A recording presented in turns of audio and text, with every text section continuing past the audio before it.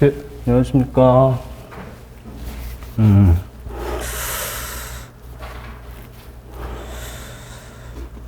제 이름은 김민이고요. 자연과학 네 과목에 대해서 통합 전략에 대해서 좀 설명을 드리겠습니다. 자료는 잠시만요.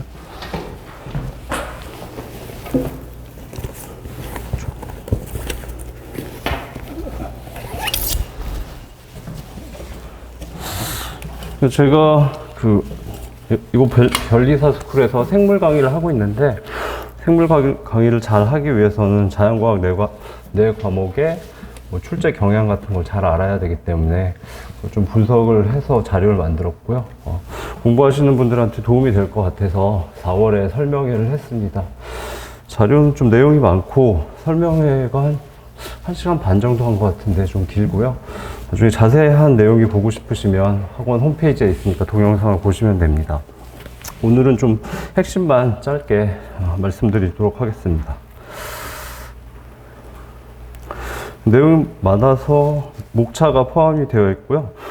일단 백그라운드를 설명을 드리고, 그 다음에 중간 부분은 전략이나 아니면 자연과학의 전략이나 아니면 뭐 여러분들이 어떻게 공부를 하시면 좋겠다 그런 제언들이 포함이 되어 있고요. 뒤쪽에 이쪽 어널리시스 부분에 이제 실제로 자연과학 네 과목에 대한 그 기출문제를 풀이한 분석 결과들이 통계 처리되어 있습니다. 마지막에 생물 공부 방법에 대해서 예시를 좀 추가를 시켰습니다. 처음 이제 백그라운드를 보시면 여러분들도 잘 아시겠지만 최근 3년간 전체 민법 산재 자과 출제 경향이 좀 많이 바뀌었거든요. 그래서 세 가지 다 좀 쉬워졌다고 할 수 있고요.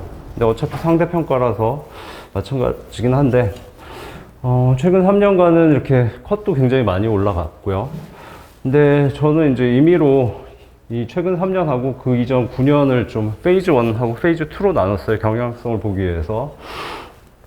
근데 페이즈 2 최근 3년간 시기는 컷도 많이 올라갔고 민법 산재 자과 다 꽈락률이 높지 않습니다.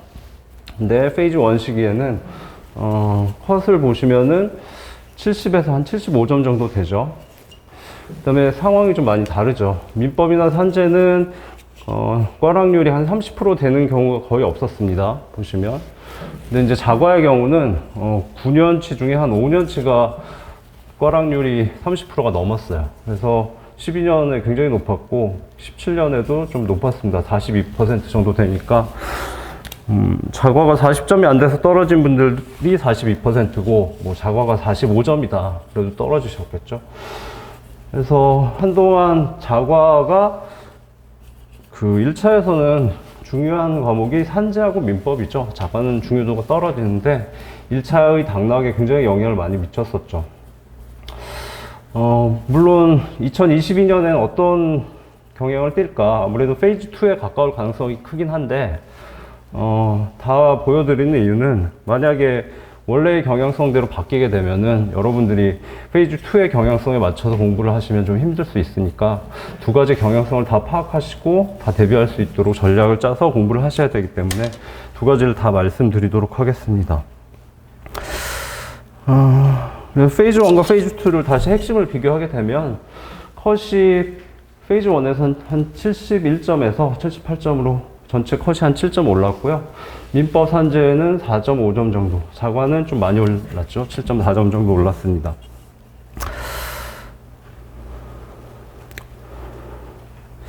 그리고 이 자료는 좀 이제는 귀한 자료가 돼버려서 포함을 시켰고 말씀을 드리는데 산인공에서는 큐넷에다가 매년 그 과목별로 응시자의 평균은 공지를 합니다. 근데 합격자의 평균은 공지한 적이 없어요. 근데 딱 한 번 2016년이죠. 이때 합격자의 평균하고 상세한 데이터를 공개를 했었는데 얼마 후에 이 데이터를 다 지워버려서 지금 구할 수가 없고요. 그래서 한번 보시는 게 좋고, 보시면 합격자의 평균이죠. 산재는 85점 정도 되고 민법은 89점. 이때 컷이 75점이었으니까 페이즈 1 시기 중에서 약간 쉬웠던 것 같고요. 자연과학이 한 66점 정도 됐습니다. 그러니까 합격자의 평균이니까 컷보다도 더 높겠죠. 근데 자연과학 합격자의 평균은 이때 당시 한 66점 정도 됐다라는 걸 기억하시면 되겠습니다. 근데 지금 이제 페이즈 1의 시기하고 2의 시기를 보시면 자연과학이 한 7점 정도 올랐기 때문에 현재는 66점에서 한 6점 정도 오르지 않았을까 싶습니다. 뭐 정확히 알 수는 없지만 합격자의 평균이니까 응시자 평균보다는 많이 오르지 못했겠죠. 그럼 70대 초반 정도, 뭐 71점, 72점 정도가 현재 합격자 평균으로 예상이 됩니다. 그 다음에 이제 페이즈 2 시기에는 좀 덜해졌는데, 이제 페이즈 1 시기에는, 중요도가 가장 낮은 게 자가인데, 자가가 합격에 영향을 많이 미쳤기 때문에, 사실 자가의 패러독스라고 불릴 수 있는데, 자가의 경우는 좀 늦게 공부를 하실 수밖에 없죠. 민법 산재 공부하신 다음에 짧은 시간 내에 공부를 하셔야 되고, 그 시간 동안에 정확하게 전략을 짜서 효율적으로 공부를 해서 목표 점수를 달성하셔야 되죠. 실패하면은 굉장히 위험합니다. 그래서 중요도는 세 가지 중에 가장 낮지만 전략은 가장 필요하다고 보시면 되고요. 그래서 여러분들은 공부하실 때 초기에 구체적인 전략을 잘 세우시는 게 중요합니다. 네, 그 전략은 실제 네 과목을 자신의 전공에 맞춰서 자신의 특성에 맞춰서 몇 점을 맞아야 되겠다, 실전에서 풀이 시간에 얼마를 목표로 해야겠다, 그 다음에 집중 학습 영역, 학습 방법 등이 다 포함되어야 됩니다. 자, 다음은 이제 전략이나 재원 부분인데, 아래쪽에 그 실제 분석 데이터들을 먼저 보시겠습니다.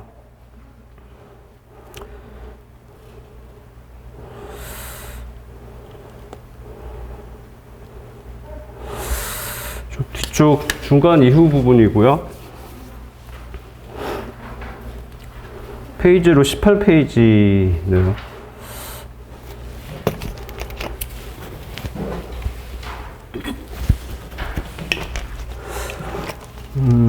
자과 네 과목에 대해서 13년치 기출을 풀이를 하고 네 가지 팩터를 도입을 했습니다. 그래서 첫 번째 풀이 시간, 실전에서의 풀이 시간이죠. 한 문제 한 문제 풀이 시간 30초가 될지 1분이 될지 뭐 2분이 될지 각각의 난이도, 그리고 그러니까 네 가지 팩터를 도입했는데 NT라고 짱돌 문제죠, 실제로.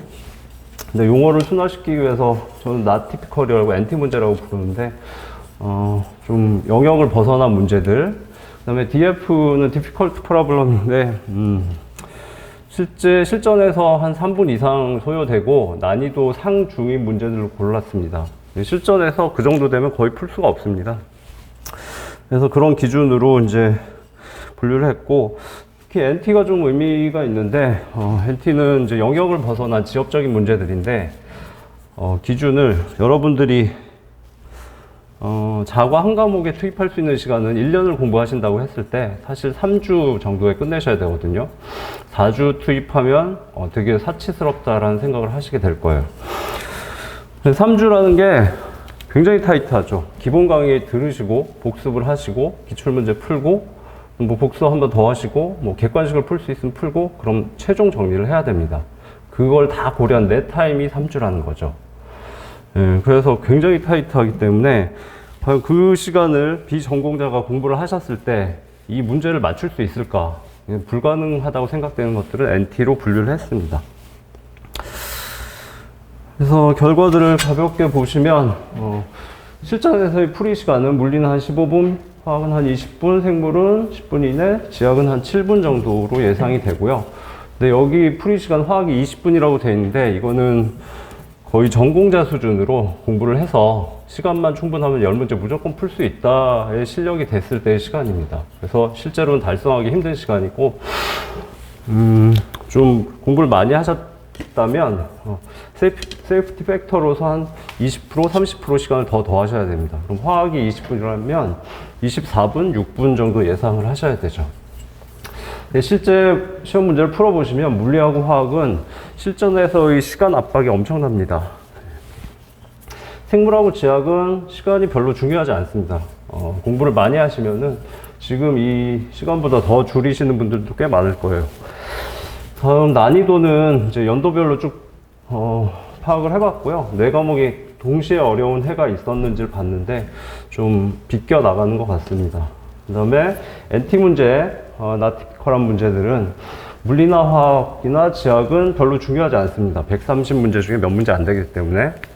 근데 생물의 경우는 130문항 중에 한 40%, 아니 30% 정도가 NT 문제라고 할 수 있을 정도로 좀 영역을 벗어난 문제들이 많이 나옵니다. 생물이 어려운 이유가 그거죠. DF 문제는 역시 물리, 화학에서 많고, 화학이 한 20%, 물리가 한 12%라서 화학이 더 어렵다고 보시면 되겠습니다. 그 다음에 중간중간에 지금, 자연과학도 페이즈 1하고 페이즈 2 시기에 이제, 컷도 많이 올라가고, 바뀌었는데, 그 원인이 뭔지를 좀 찾아봤습니다.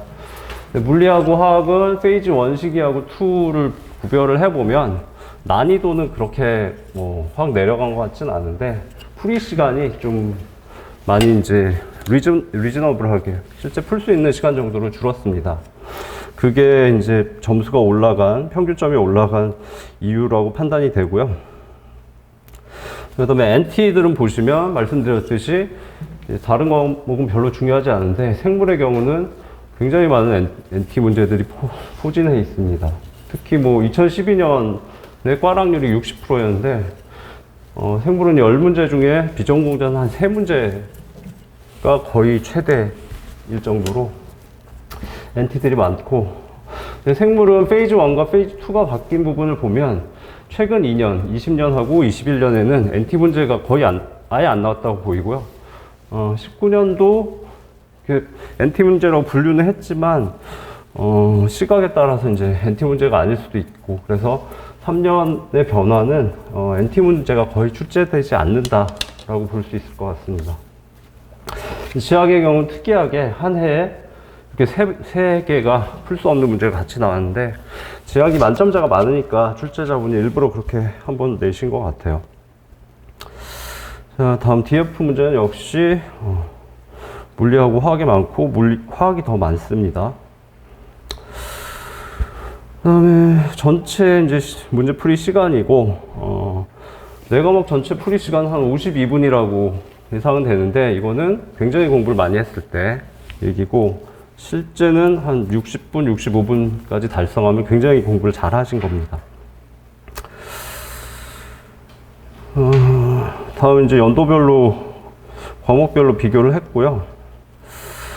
다음 이제 문제 풀이 시간이 문제가 되는 과목이 물리하고 화학이기 때문에 두 가지를 비교를 했습니다. 그래서 물리가 풀이 시간이 많이 길었을 때 연도를 표시를 하고 화학을 표시를 해서 두 가지가 겹치는지를 봤는데 좀 비껴나가는 것 같습니다. 출제하시는 분들이 서로 좀 협의는 하시는 것 같고요. 자, 근데 이제 1차 난이도를 계산을 했는데 문제는 물리하고 화학 같은 경우는 난이도가 낮더라도 문제풀이 시간이 실전에서 증가하면 체감 난이도가 굉장히 많이 증가합니다. 풀 시간이 없기 때문에 사실 자연과학 문제 40문제를 60분에 다 푸시는 분이 그렇게 많지 않아요. 네. 공부를 많이 하셔도. 그래서 웨이팅 팩터를 도입을 했습니다. 풀이 시간이 길어지면 난이도가 높아지도록. 그래서 만약에 화학을 푸는데 20분이 걸린다. 그러니까 풀이 시간은 화학 20분, 물리 20분, 나머지 지학생물 한 20분 잡으셔야 되는데 화학이 20분 걸린다? 그럼 난이도가 그대로. 만약에 화학이 40분이 걸린다. 그러면 물리를 풀 시간이 없죠. 그럼 난이도가 200% 증가되도록. 30분이 걸리면 150% 증가되도록. 아니, 150%가 되도록 웨이팅 팩터를 도입을 해서 난이도를 보정을 했고요. 결과를 보시기 전에 아까 보신 데이터하고 좀 비슷하긴 한데 이제 과락률하고 연도별 그 다음에 자과 평균을 표시를 했습니다. 자과 평균을 보시면 13년간 응시자 평균이죠. 한 47점 정도가 나왔습니다.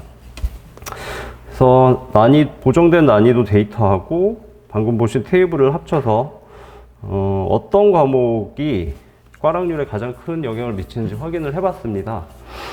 근데 저는 처음 예상하기에 물리나 화학이 어려웠던 해에 과락률이 높을 거라고 예상을 했는데 결과가 좀 많이 다르더라고요. 그래서 생물이 굉장히 많이 일치하고 그다음 지학이 그 다음에 일치합니다. 근데 화학은 보시면 화학이 어려웠던 해하고 과락률하고는 별 상관이 없습니다. 그래서 처음에 결과를 해석하기가 좀 힘들었는데 좀 조심스럽게 해석을 하자면 아까 응시자의 자과 평균이 한 47점 됐죠. 그 사실하고 합쳐볼 때 지학은 웬만큼 공부 많이 하시면 9개까지 맞출 수 있습니다. 그래서 8개, 9개는 지학에서 점수를 얻고 그다음 생물에서 점수를 얻고 화학에서는 거의 점수를 얻지 못하는 것 같다라는 결론을 내렸습니다.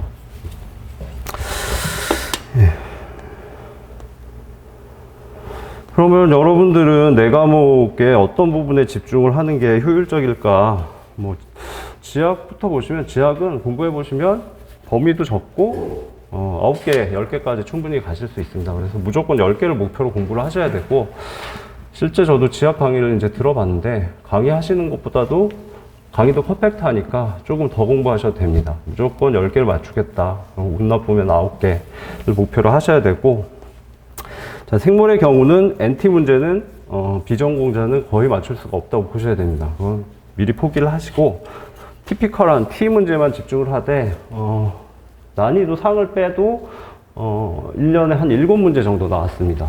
그래서 여기에 집중하는 게 당연히 맞다고 생각이 되고요.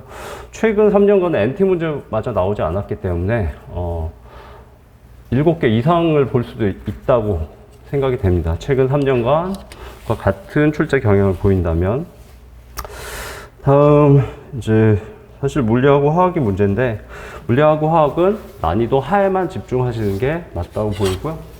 난이도 하 문제들만 맞췄을 때 20개 중에 11개를 맞출 수 있다는 결론입니다. 그러면 지학에서 9개, 뭐 생물에서 7개, 그다음에 물리화학에서 11개 맞추면 27개를 맞추는 게 되죠. 그럼 67.5점이죠. 그럼 뭐 훌륭하게 합격하실 수 있죠. 합격자 평균에 가까운 점수이기 때문에 그렇게 목표를 정하시는 게 맞다고 생각이 되고 물리와 화학의 난이도 상위 문제 이런 문제들을 내가 정복하겠다 이런 무리한 생각을 안 하셔도 충분히 합격하실 수 있고요. 근데 말은 이렇게 쉽게 하지만 지금 67.5점 맞추기도 굉장히 어렵습니다. 1년간 공부해 보시면. 그래서 물리하고 화학의 경우는 좀 문제들을 풀어보시면서 이 문제에 대한 나의 대응 능력을 유형화하는 게 도움이 될 거라고 생각을 합니다. 문제를 처음 접했을 때 이 문제의 난이도가 뭐고 내가 이 문제를 푸는데 몇 분이 걸리는지를 빠르게 파악할 수 있는 능력을 초반에 키우시는 게 좋을 것 같고요. 문제를 푸실 때 난이도하고 그다음에 실제 풀이 시간을 같이 기록을 여러 번 해보시면 나중에 유형별로 분류가 될 겁니다. 그런 방법이 추천이 되고요. 끝쪽에 어펜딕스로 이제 생물에 대한 내용을 좀 넣어놨는데 13년간의 생물 기출문제 분류표를 넣었습니다. 뒤쪽에 좀 큰 맨 뒤쪽에 큰 테이블로 다시 넣었고요. 생물의 경우는 특히 이론이 워낙 많기 때문에 열심히 공부해서 좋은 점수를 얻겠다라고 무작정 하시면 거의 어렵습니다. 그래서 생물의 넓은 영역 중에서 어느 영역이 중요하게 취급이 되는지를 빨리 파악을 하셔서 밀도 있게 공부를 하셔야 됩니다. 꼼꼼하게 공부하시는 부분, 그 다음에 대충 공부하는 부분을 나눠서 공부를 하셔야 되고, 그러기 위해서는 가이드 맵이 되는 게 기출문제죠. 그래서 기출문제를 초반에 많이 풀어보시는 게 좋고, 그렇게 도움이 되도록 이제 표를 만들었고, 그 다음에 제목을 다 붙였습니다. 문제에다가. 그러니까 출제자의 의도를 고려해서 제목을 붙였고, 이제 기출문제를 여러 번 푸시면서 제목을 보시면 정성적인 부분까지 좀 기억이 나기 때문에 잘 사용을 하셨으면 좋겠고요. 테이블은 이제 좌측에 교재 편제죠. 근데 뭐 강의마다 편제가 다르니까 매칭을 시키시면 되고, 그 다음에 카테고리를 다 나눴습니다. 이 카테고리는 그 교재 편제가 아니라 출제 경향성에 대한 카테고리를 나눠서 뒤에 설명을 다 달아놨습니다. 그래서 쭉 한번 읽어보시고 어떤 부분을 집중해야 되겠다, 어떤 부분은 방어적으로 접근해야 되겠다를 결정하시고 공부하시는 게 좋겠습니다. 그리고 한 가지 말씀드리면, 이제 생물학의 핵심은 사실 이 위쪽이거든요. 이 파란색 부분. 뭐, 세포 광합성부터 유전자와 염색체 이런 것들입니다. 근데 여러분들이 꼭 득점을 잘 하셔야 되는 부분은 이쪽 부분입니다. 이쪽은 생태, 그 다음에 분류와 진화인데, 사실 고등학생이 그냥 혼자 책을 읽어도 알 정도로 굉장히 쉬우면서 기출문제가 많습니다. 그래서 생물을 공부를 아예 할 시간이 없다. 시험이 일주일 남았는데, 그러면 여기라도 정복하셔서 몇 개라도 맞추시면 됩니다. 그다음에 여기 약간 연두색으로 표시된 부분은 생리학, 인체 생리학 부분인데, 앞쪽은 출제 경향이 좀 일정합니다. 그래서 어느 정도 수준까지 공부를 하면 커버가 가능한데 여기는 그렇지 않습니다. 난이도가 굉장히 높은 부분부터 쉬운 부분까지. 그리고 출제 경향이 일정하지도 않고 영역이 넓습니다. 그래서 여기는 방어적으로 접근을 하셔야 됩니다. 그다음에 생물은 특히 주의하실 부분이 맨 끝에 여기 시사성 테마라고 붉은 부분이 있는데, 생물은 좀 노벨상을 탈 정도의 연구 결과나 아니면 지금 코비드-19 같은 인류를 위협하는 질병이나 아니면은 선진국형 질병 이런 것들은 언제든지 출제가 될 수 있습니다. 그래서 그런 것들을 따로 좀 챙기셔야 되고요. 저는 한 12월경에 이제 시사성 테마에 대해서 무료 특강을 할 거예요. 그때 한번 오셔서 꼭 들으시면 좋겠습니다. 자, 그러면 다시 돌아가서 이제 자연과학 4과목에 대해서 어떻게 접근하는 게 좋은지에 대한 전략 또는 제언에 해당하는 부분을 말씀드리겠습니다. 자연과학은 4과목이 특성이 좀 다 다릅니다. 그거를 초반에 좀 빨리 파악을 하셔야 되고, 물리하고 화학의 경우는 이제 공부를 하신 다음에 질문을 하세요. 강의 듣고 열심히 공부했는데 기출문제를 못 풀겠다고. 예. 근데 그건 당연한 겁니다. 물리하고 화학은 계산 문제가 굉장히 많은데, 이론 공부하고 계산 문제를 푸는 스킬은 완전히 다릅니다. 스킬은 따로 연습을 하셔야 되는 거고, 그래서 좀 그런 부분이 어렵고, 생물의 경우는 이제 아까 말씀드렸듯이 이제 NT 문제들이 워낙 많이 나와서 그게 어려웠죠. 지학은 열심히만 하시면 됩니다. 그 다음에 과목별로 난이도 조정 방식이 좀 다른데, 계속 말씀드렸지만 물리화학은 정해진 영역 내에서 나옵니다. 벗어나진 않습니다. 그런데 계산 문제가 많은데 어렵게 낼 때 계산 스텝을 증가시킵니다. 그러면 난이도가, 체감 난이도가 굉장히 많이 증가합니다. 또는 영역 융합형으로 합쳐서 내면 계산 스텝이 2배가 되죠. 그런 것들이 굉장히 어려워집니다. 그런 방식으로 난이도를 높이고, 생물은 말씀드렸듯이 NT 문제들을 냅니다. 자, 그래서 이 그래프는 이제 정량적인 내용은 아니고, 정성적으로 난이도를 좀 이해하기 위해서 그린 그래프고요. 지학은 난이도 변동이 뭐 13년간 있다고 하지만 사실 다른 과목에 비해서 미미할 정도입니다. 그래서 지학은 좀 내 과목 중에 선물 같은 과목이고 열심히 하셔야 되고, 생물은 난이도가 좀 높고, 근데 문제는 이제 이 NT들이죠. 이것들은 비전공자는 사실 커버할 수가 없는 부분이고, 그 다음에 이제 물리는 난이도가 높고 변동도 좀 심합니다. 화학은 가장 무섭죠. 자, 여러분이 시간을 투입했을 때 어떤 기대 효과를 얻을 수 있는 건데, 지학은 투입한 거에 비해서 많은 걸 얻을 수 있고, 생물은 한 7문제까지 가실 수 있습니다. 근데 나머지 NT 문제들은 커버하기 힘드니까 포기하셔야 되고, 물리하고 화학은, 물리가 이제 좀 생물하고 비슷하고, 화학은 실제 공부를 많이 해도 실전에서 풀이 시간 때문에 좋은 점수를 얻기 힘듭니다. 그 부분을 좀 고려를 하셔야 되고요. 그 다음에 아까 말씀드린 페이즈 1의 시기에 자연과학을 몇 개를 맞아야지 합격을 할 수 있을까요? 라는 질문을 받으면, 지학은 무조건 9개, 10개, 생물은 5개, 6개 말씀드렸습니다. 물리도 5개, 6개, 화학은 4개만 맞아도 충분히 합격하고, 시간을 최대한 아껴서 민법과 산재에 투자해라. 특히 산재에 투자해야 되죠. 근데 지금 페이즈 2의 시기는 약간 바뀌었기 때문에 생물은 NT가 안 나온다면 2-3문제를 더 맞출 수 있습니다. 그 다음에 물리하고 화학은 이제 풀이 시간이 좀 감소했기 때문에 1-2문제 정도 더 보시면 되겠습니다. 그래서 페이즈 2의 시기와 유사하게 내년에 출제가 된다면 이렇게 맞추게 되면 65점에서 75점이죠. 70점이면 거의 뭐 합격자 평균이니까 확실하고 65점이면 훌륭하게 붙을 수 있습니다. 60점이더라도 붙을 수 있는데 대신 민법하고 산재가 90점 각각 90점 이상이 돼야 되겠죠. 민법 산재를 잘 하시면 60점으로도 충분히 평균이 80점이니까 충분히 합격하실 수 있죠.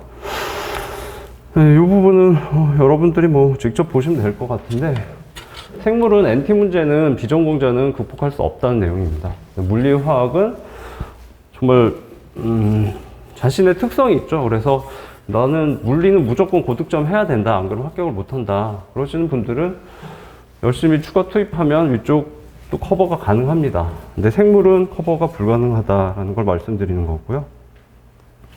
그다음 주력 과목은 뇌 과목이니까 한 두 가지를 주력으로 잡고 나머지를 방어로 잡는 게 좋다는 게 처음 생각인데 현재 분석 상황을 봤을 때는 좀 불가능한 것 같고요. 1차 주력으로 지학을 무조건 잡으시고 그러니까 특별한 전공이 없는 경우에 2차 주력으로 생물하고 물리 두 개를 잡는 게 좋다는 게 제 결론입니다. 화학은 좀 위험하기 때문에 방어를 하는 게 맞고 전공자별로 만약에 본다면 생물 전공자는 이제 생물하고 지학을 1차 주력으로 잡으시면 되고 물리 전공자는 물리하고 지학을 1차 전공으로 잡으시면 되고 화학 전공자는 좀 애매합니다. 사실 능력에 따라 많이 다르고 뭐라고 추천은 못 드리겠고 근데 사실 저도 원래 전공이 화학이거든요. 지금 생물 강의하고 있지만 생화학을 공부해서 이제 생물을 하는데 화학을 공부한 입장에서도 화학 전공자들이 어떻게 접근해야 될지는 사실 좀 어려운 것 같습니다. 그래서 화학은 너무 믿지 마라. 너무 위험한 과목이 되어 있어서. 그 다음에 최악의 자살행위는 물리와 화학을 주력으로 잡는 거죠. 아주 위험합니다. 화학 전공자들은 약간 유리한 부분이 화학을 잘 하시고 나머지 이제 물리, 지학, 생물을 잘 챙기시면 가장 고득점 할 수 있는 상황이라서 위안이 되죠. 그 다음에 처음에 공부하시는 분들은 잘 모르셔서 말씀드리면 실전에서 문제 푸는 순서는 문제 써 있는 대로 푸시면 안 됩니다. 절대. 예. 비계산 과목인 지학하고 생물을 무조건 먼저 푸셔야 됩니다. 시간 때문에. 그래서 지학하고 생물 중에 자신 있는 거 먼저 푸셔서 두 과목을 풀고서 그 다음에 물리화학 중에는 물리가 좀 더 시간도 적게 걸리고 좀 더 쉽기 때문에 물리를 먼저 푸시는 게 좋고 빨리 푼 다음에 나머지 시간은 다 화학에 투입하는 게 기본적인 전략입니다. 물론 뭐 화학 전공자고 뭐 화학 천재다 그럼 다르겠지만 대부분은 이 순서대로 하시는 게 좋고요. 풀이 시간은 이제 보시면 되고 과목별로 학습 방법은 지학은 뭐 무조건 10개 생각하셔야 되고 그다음에 생물은 아까 말씀드린 대로 NT는 비전공자는 무리하시지 마시고 그다음에 물리하고 화학의 경우는 사고력의 과목이기 때문에 강의를 일찍 들으시는 게 좋습니다. 1년 중에 빠른 시기에 들으셔야지 시험에 임박해서 들으시면은 이 사고력이라는 건 시간이 흐르면서 성숙한 측면이 있기 때문에 네, 그래서 물리화학은 좀 미리 강의를 들으시고 그다음에 물리화학은 말씀드렸듯이 이론 공부하고 계산 문제 푸는 스킬은 전혀 다릅니다. 그래서 계산 문제 푸는 스킬을 연습을 하셔야 되는데 민법이 휘발성이 높다고 하지만 물리화학의 계산 문제 푸는 스킬도 그 정도로 휘발성이 높습니다. 금방 까먹습니다. 2, 3주 지나면 기억이 안 납니다. 그래서 추천하는 방법은 2, 3주 간격으로 물리화학을 10문제씩이더라도 그 스킬을 계속 살려놔야 됩니다. 네. 그 다음에 이제 항상 말씀드리지만 모든 시험에서는 기출을 굉장히 중요시 해야 된다고 저는 생각을 하고요. 아까 말씀드렸듯이 시험마다 특성이 다릅니다. 그래서 뭐 생물의 경우 화학의 경우 전공자다. 전공에서의 시험은 어떤 중요한 공식들이 나올 때 그 식들이 왜 나오게 되는지 그 의미가 뭔지 이런 것들이 굉장히 중요하죠. 전공에서는. 그래야지 그 학문을 제대로 이해할 수 있기 때문에 근데 저희 변시는 다릅니다. 문제 유형이. 특허는 응용이죠. 무슨 공식이 어떻게 나오느냐가 중요한 게 아니고 그걸 응용을 해서 어떻게 산업계에 적용할 건가가 특허이기 때문에 문제들을 보시면 왜 이런 공식이 나왔냐? 이런 문제 절대 안 나옵니다. 그 공식을 어떻게 사용할 것인가만 나옵니다. 예. 시험마다 특성이 다르기 때문에 그런 것들을 빨리 파악하셔야 되고, 그걸 파악하기 위한 가이드라인은 기출문제죠. 그래서 어떤 과목이든 기출문제를 잘 풀어보셔야 되고, 특히 생물의 경우는 핵심이죠. 기출문제를 잘 풀어보셔야 됩니다. 많이 풀어보시고 외울 정도로 풀어보시고, 그다음에 모든 과목은 늦지 않은 시기에 빨리 강의를 들으셔야 됩니다. 처음에 공부하시면 민법 들으시면 거의 지쳐요. 민법 강의 듣고 일해독 따라가는 것만 해도 거의 쓰러질 정도입니다. 그렇지만 끝날 때쯤 되면 특허 시작하고 좀 있으면 상표 시작하고 계속 강의가 열리는데, 복습을 다 못 하시더라도 강의는 다 먼저 들으셔야 됩니다. 모든 과목을 빨리 강의를 들으셔야 이 1차에 전체를 조망할 수가 있어요. 그래서 나한테 맞는 과목이 뭔지, 어려운 과목이 뭔지를 파악해야지 나중에 대응을 할 수 있지, 한 과목이라도 미루시면 나중에 굉장히 힘들어집니다. 그리고 꼭 말씀드리고 싶은 건, 자과 4과목 중에 하나라도 포기하시면 거의 합격하지 못합니다. 옛날에는 한 과목 포기하고 붙었다, 2과목 포기하고 붙었다, 이런 10년 전에는 그런 일들이 있었는데 지금은 절대 불가능하고요. 어떻게 해서든 최소 점수를 목표로 하더라도 4과목 다 공부하셔야 되고, 지금 페이즈 2의 시기는 쉬워졌기 때문에 하나라도 놓치면 힘들어집니다. 그다음에 중간에 다 말씀드렸지만 이제 최근 3년의 자과가 달라진 부분은 물리하고 화학이 난이도는 비슷하지만 풀이 시간이 줄었다. 그리고 생물의 경우는 NT가 거의 안 나온다가 핵심입니다. 지학은 난이도가 증가했다 줄었다 해봤자 별로 중요하지 않습니다. 예. 워낙 쉽고 안정적이죠. 자, 여기 설명드린 건 이제 자과의 전략에 대한 건데, 근데 여기 내용이 다 맞을 수는 없죠. 근데 이걸 소개해드리는 건 여러분들이 초기에 미리 고민을 해보시고 여러분들만의 좋은 전략을 도출하는데 자료로 삼으셨으면 해서 말씀드리는 겁니다. 예, 다 말씀드렸고요. 아무쪼록 하여튼 자과는 전략이 중요하니까 초기에 좋은 전략 잘 세우셔서 좋은 결과들 얻으시기 바라겠습니다. 예, 감사합니다.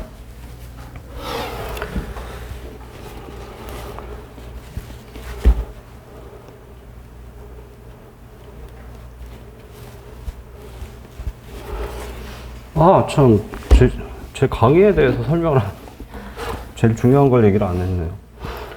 저는 지금 기본 강의는 이제 끝났고요. 얼마 전에 끝났고, 저는 기출문제 푸는 걸 굉장히 중요시하기 때문에, 아까 말씀드렸지만, 매핑이라고 했죠. 머릿속에 생물학의 영역을 매핑을 하셔야 됩니다. 그렇지 않으면 길을 잃게 되고요. 그래서, 기본 강의에서도 기출문제를 다 풉니다. 13년치를 다 풀었고, 그 다음에 9월 중순쯤에 한 10년치 기출문제에 대한 자료를 만들어서 학원하고 협의를 하고 있는데 이제 무료로 특강을 할 예정이에요. 일단 5년치 최근 5년치.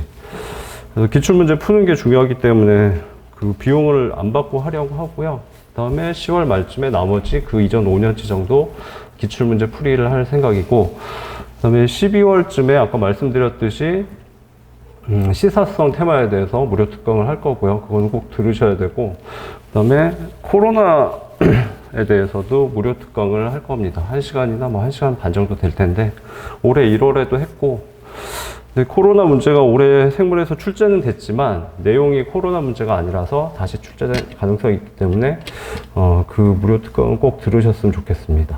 예. 이상으로 마치겠습니다.